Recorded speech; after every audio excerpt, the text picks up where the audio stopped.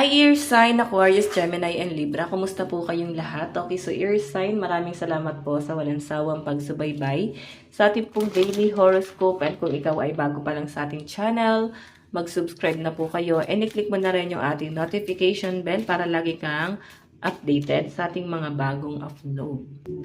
Okay, so tignan natin guys, gabay kapalaran po ni Ear Sign ngayon.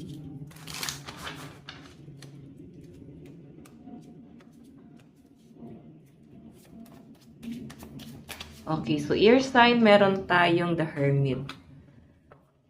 Okay, medyo nadadown ang energy ng mga ear sign ngayon. Yung iba naman dito guys, pwedeng parang literal na nandidilim. Alam mo yung feeling na pagtatayo ka, parang ang dilim-dilim ng ano mo, parang kang babagsak. So siguro yung iba sa inyo ganyan. Pag ganyan kasi guys, pwedeng kulang sa dugo, sa himog, lubin, no?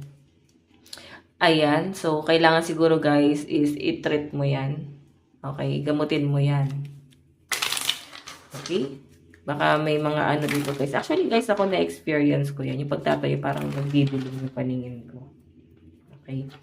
So pag ganyan kasi guys, anemic mo eh. Tignan natin yung iba naman dito guys, pwedeng sobra-sobrang pagtatrabaho din. Yung iba sa inyo puyat. Okay, so pwede rin naman guys na parang natutulog ka is parang umaga na talaga. Okay? So, siguro guys, gawin yung normal din yung cycle mo, no? Cycle ng pagtulog mo. Importante din yan. Okay? Oh, deeply hurt. Nako. May mga nasasaktan dito. Nakikita ko yung pagiging emotional ng mga ear sign, guys. Okay? Yung tipong sinasarili mo tong sakit na to. Itong sakit na nararamdaman mo. Iba sa inyo, guys, ano ba to? Tignan natin, ha? Bakit ka nasasaktan ng ganyan? Pwede guys na parang umaatake yung anxiety mo. Kasi sa nakikita ko guys, parang walang dahilan eh. Iba sa inyo guys na matindi yung anxiety, ayan. Okay? Meron tayong social network. So, iba sa inyo guys, pwedeng pressure ka din kasi pwedeng sa trabaho mo, hindi na ganun kaganda yung daloy ng pera mo. Okay? Or pwede iba sa inyo guys, hindi ka nakakapag-focus sa trabaho mo kasi may iba kang ginagawa. O iba sa inyo guys, pwedeng dala na rin guys ng emosyon mo. Tignan po natin, meron tayong innovation.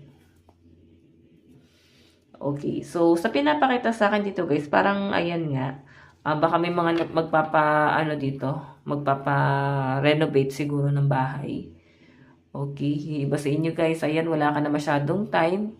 Baka nagpapa-order ka na lang ng mga food. Hindi ka na rin guys talaga makapagluto. Baka wala nag-aasikaso talaga sa inyo guys. Kasi pwedeng, kung may partner ka, parehas kayo guys, abala. O iba naman sa inyo guys, baka maimbitahan ka. Pwedeng sa big event. So, yun siguro guys yung big break para sa inyo. Pero yun nga guys, masyado kang masyado ka nagpo-focus sa mga negative. Tapos parang namimiss mo yung lifestyle mo nun. Okay? Sige, tingnan pa natin guys. Okay. Tingnan pa natin. Ayan, sa pinapakita sa akin guys, may mga pinagdadaanan kayo. Pwedeng anxiety or depression. Pero mas malinaw sa akin guys, anxiety eh. Bigla na lang kayo guys nagpapanik, no? Tapos iiyak ng walang dahilan. Okay, so pag ganyan, anxiety po yan. Okay, tingnan ba natin guys?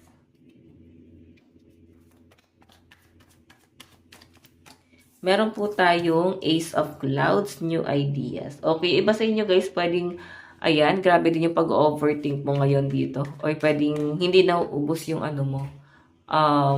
Yung pag-iisip mo. Okay. Yung iba sa inyo guys, pwede may mga napagnilay-nilayan talaga kayo. Ayan no. Ano kasi siya guys, no? I think ngayong araw, mas makakapag-isip ka ng maayos din. Siguro dahil sobrang down. Nandun sa point na parang, minsan kasi guys yung mga negative, hindi rin naman guys yan sobrang hindi maganda eh. So sa negative kasi guys, parang dun ka masuhugutin ni universe or mas doon mo makikilala yung sarili mo. So, siguro guys, nung na-down ka ng sobra, parang doon mo mas nakilala yung sarili mo or mas doon mo nahanap kung ano talagang forte yung gusto mo. Okay? So, tingnan pa natin guys, meron tayong 3 of Gems, collaboration. Okay, deeply hurt. So, yung iba sa inyo guys siguro, ayan, pwedeng pagod lang to, no?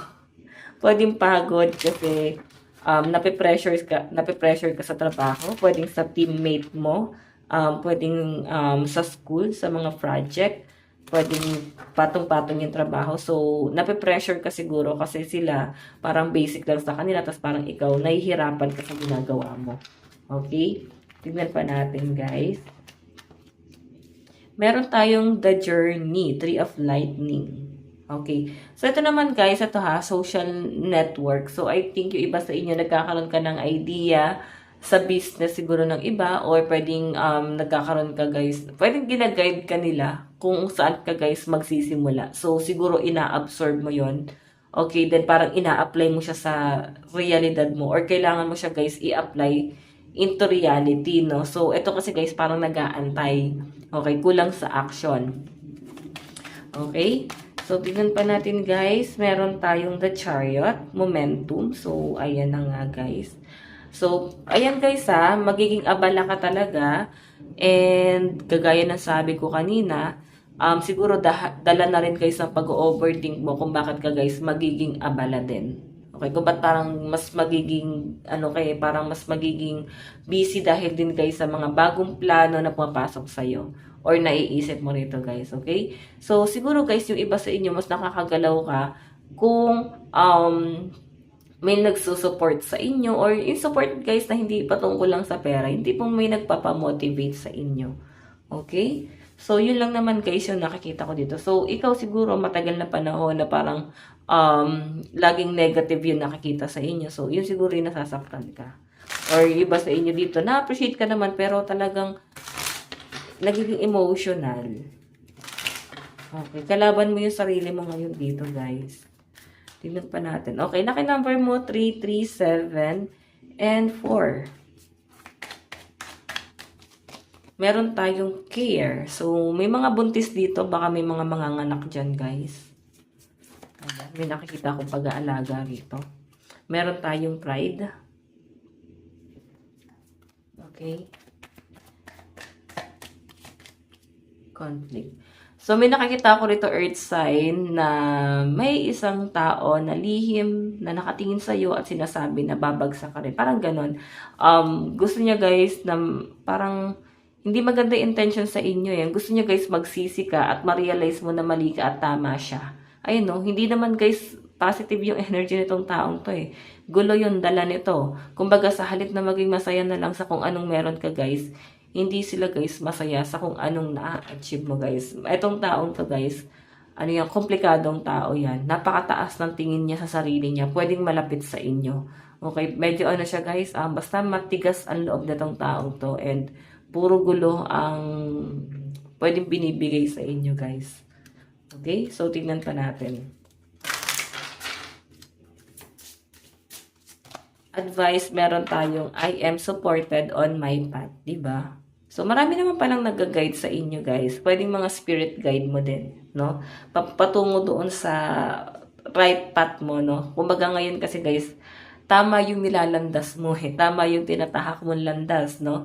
Tama yung hinahakbangan mo. So, yung nagiging guide mo dito is siguro yung mga na-experience mo na negative noon, na parang ayaw mo na, guys, ma-experience talaga. Okay, so yan guys. Ito lang naman po ang inyong reading. Bukas po at God bless and love you. Bye-bye!